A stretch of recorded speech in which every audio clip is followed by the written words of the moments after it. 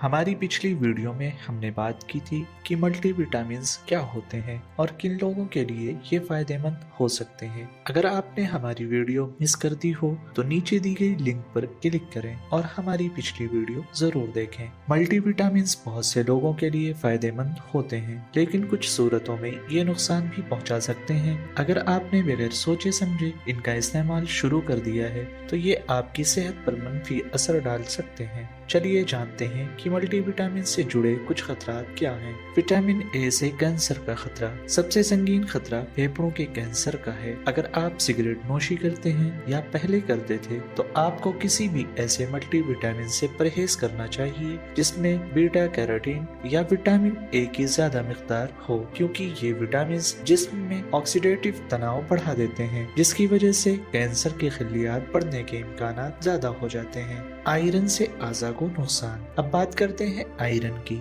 जिस्म को आयरन की जरूरत तो होती है, लेकिन ज्यादा आयरन जिस्म में जमा होकर फ्री रेडिकल्स बना सकते हैं जो लीवर और दिल को नुकसान पहुंचा सकते हैं। मर्दों और सिन्नेयाज के बाद की उम्र वाली खवातीन को ज्यादा आयरन की जरूरत नहीं होती, इसलिए ऐसा मल्टी विटामिन मुंतखब करें जिसमें आयरन की मिकदार कम हो या बिल्कुल ना हो। रेटिनॉल से लीवर और हड्डियों को नुकसान। बहुत से मल्टी विटामिन में रेटिनॉल एसीटेट या रेटिनॉल पाल्मिटेट शामिल होता है, जो कि विटामिन ए की एक किस्म है। अगर रेटिनॉल ज्यादा मिकदार में लिया जाए तो इससे हड्डियों की मजबूती कम हो सकती है और लीवर में चर्बी भी जमा हो सकती है। इसलिए कोई भी मल्टी विटामिन लेने से पहले उसमें रेटिनॉल की मिकदार जरूर चेक करें। विटामिन डी से गुर्दे की पथरी का खतरा यानी किडनी स्टोन। अब बात करते हैं विटामिन डी की, जो हमारी हड्डियों और कुव्वत मुदाफात के लिए बहुत जरूरी है। लेकिन ज्यादा विटामिन डी जिस्म में कैल्शियम की मिकदार को बढ़ा देता है, जिसकी वजह से गुर्दों में कैल्शियम जमा होकर पथरी बन सकता है।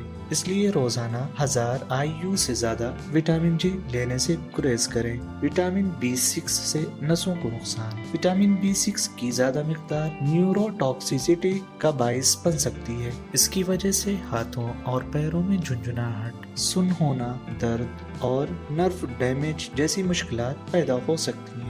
इसलिए विटामिन B6 के सप्लीमेंट इस्तेमाल करने से पहले उसकी मिकदार जरूर चेक करें। अगर आपको ये वीडियो पसंद आई हो तो अपने दोस्तों और खानदान वालों के साथ शेयर करें और हाँ, हमारे चैनल को सब्सक्राइब करना ना भूलें।